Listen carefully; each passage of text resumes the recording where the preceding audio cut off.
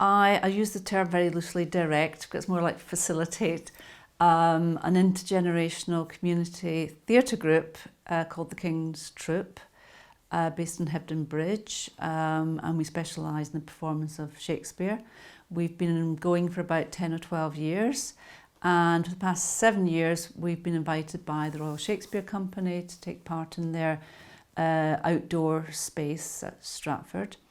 The work is very interactive, so the age group could be, we could have small children or people in their 80s or even 90s, and people come with their families, so family groups together.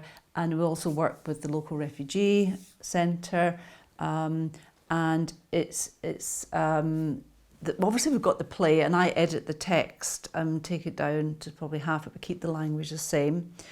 But I blend whatever someone brings. So you might have a group of children who like Star Wars and they're guarding, Juliet's grave as a sort of character from that film, or people want to speak in different languages or bring songs. So I blend it all together.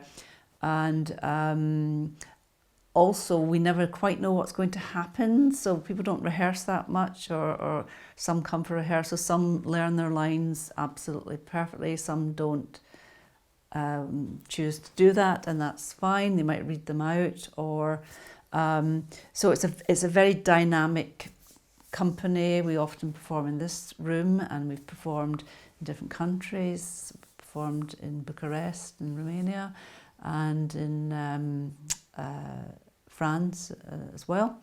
So it's similar, in some ways it's similar to my dance movement work in the hospital, in that it's very much about process, so unfolding. And so we have the structure of the play, and the themes are universal, but there's a process that goes on, and I can make some suggestions to people, but they don't always take them on. They can choose not to. So it's in the same way I work as a dance movement psychotherapist doing process. There's some process going on there, but the contract is different, I guess, because we are not contracting to do therapy with people, but we're contracting to make a play. And that's probably about as loose as it gets. How it turns out, how the shape or form of it is, I never really know until it's performed on the day. So it's quite exciting.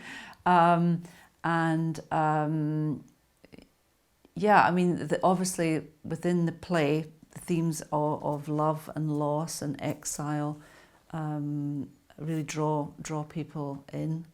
And the language is difficult. It's not that easy to understand, but that doesn't seem to really matter, because people will kind of express themselves in the way that they want to, and they'll wear what costumes they want to as well. I've got some of the heads behind me here from some of the plays,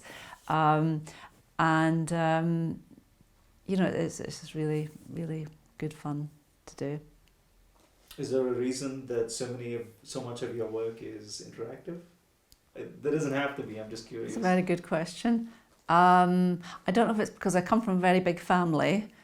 Grew up in Glasgow, so a Scots-Irish family, and we were always interacting and interacting in the community as well. And I don't know, it might be my Celtic roots, with a lot of music, a lot of song, a lot of dance, a lot of play. So my work is fundamentally about play, and I think that's probably, it's the playfulness and certainly the work on the ward. If you think you go there and people are in terrible situations, but it's the joy of the movement and bringing that into that space. And it's similar with the theatre work and the joy.